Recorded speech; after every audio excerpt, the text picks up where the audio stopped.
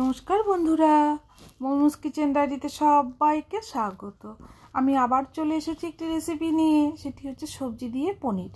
কি করে তৈরি করলাম চলুন তাহলে দেখে নেওয়া যাক।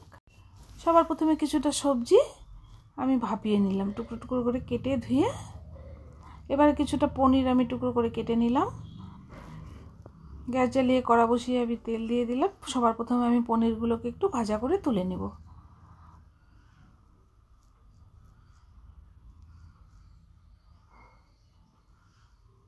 পনিরগুলো উল্টে পাল্টে আমি ভালো করে ভাজা করে নিলাম। এবার আমি পনিরগুলোকে তুলে নিচ্ছি।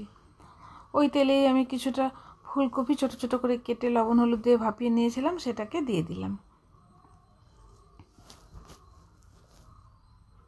একটু দিয়ে দিলাম লবণ, হলুদ,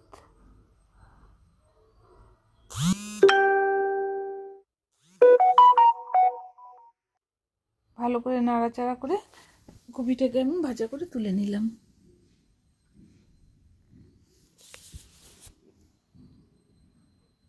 ওই তেলে আমি দিয়ে দিলাম তেজপাতা, একটু দিয়ে দিলাম গোটা জিরে,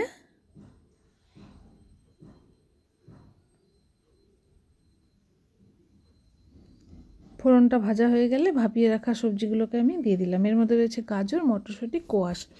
আলুর পরিবর্তে আমি কোয়াশ ব্যবহার করেছি। আপনারাও কিন্তু চাইলে কোয়াশ দিয়ে এভাবে খেতে পারেন, যাদের আলু খাওয়া বারণ থাকে।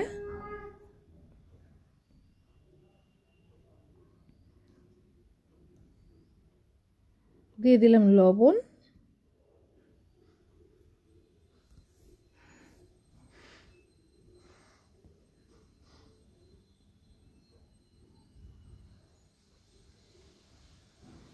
একটা বাটিতে আমি কিছু মশলা নিয়ে নিয়েছি। এর মধ্যে রয়েছে কাঁচা লঙ্কা, আদা, পেঁয়াজের পেস্ট, আর রয়েছে লঙ্কার গুঁড়ো, হলুদ গুঁড়ো।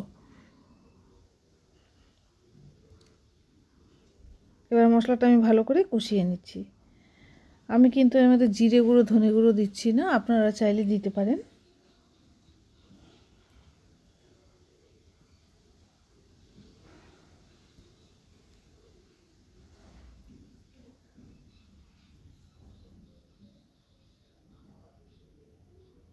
মশলাটা কষানোর সময় একটু চিনিও দিয়ে দিলাম।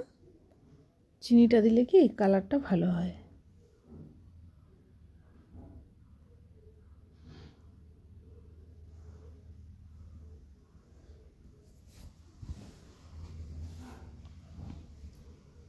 মশলাটা ভালো করে কষানো হয়ে গিয়েছে।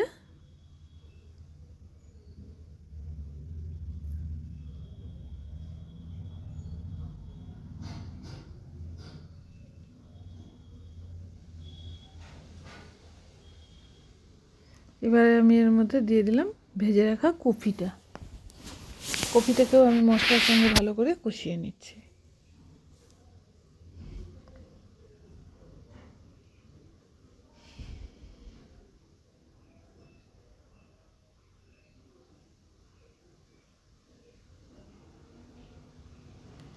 এবারে আমি দিয়ে দিলাম একটু গরম জল।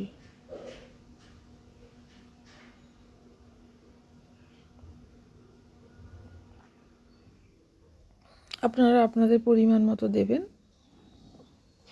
যতটা সবজি রান্না করবেন।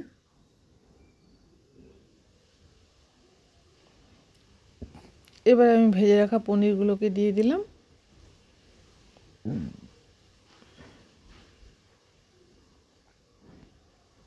একটু ঢাকা দিয়ে দিলাম। লবণটা একটু কম হয়েছিল, একটু লবণও দিয়ে দিলাম। একটা কাঁচা লঙ্কা দিয়ে দিলাম।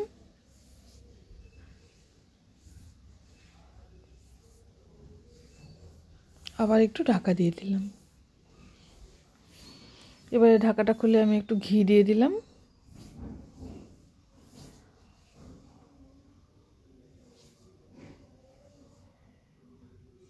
একটু দিয়ে দিলাম গরম মশলার গুঁড়ো।